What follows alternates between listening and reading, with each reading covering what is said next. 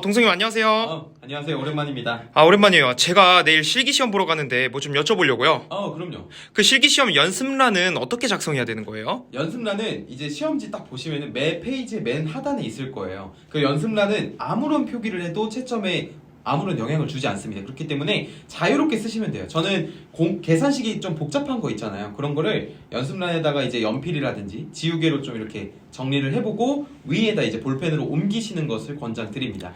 그런데 소수점 오차도 걱정이 돼요. 문제 풀다 보면 오차가 존재하던데 이 부분은 어떻게 해야 되죠? 적법한 계산 과정에 따른 그런 계산 과정에 따른 오차라면은 정답으로 인정되니까 너무 걱정 안 하셔도 되고, 그리고 소수점 조건 같은 게 원래는 소수점 이하 셋째 자리에서 반올림해서 둘째 자리까지 나타내는 거예요. 그런데 이제 문제에서 별도로 뭐 몇째 자리까지 나타내시오라는 조건이 있으면 그것에 따라 주셔야 됩니다.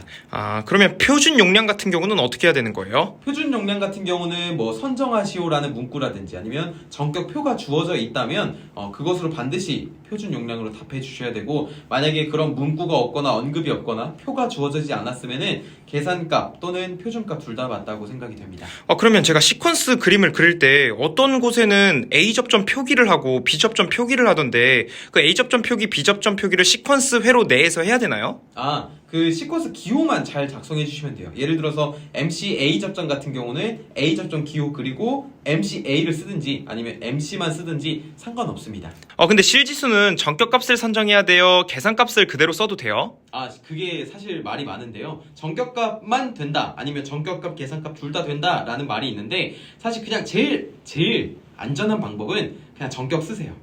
전격 쓰시고 우리 그 전기는 빠지직님과 전기 뿌수기님의 채널 가시면 실지수 전격 암기법 있거든요. 그거 한번 보시고 가시는 것을 권장드립니다. 공식 표기를 할 때 예를 들어 V는 IR이면 이런 V는 IR을 쓰고 I 값은 뭐, R 값은 뭐 이렇게 적어야 되나요? 아니면 바로 I 값, R 값 적고 시작해도 되나요?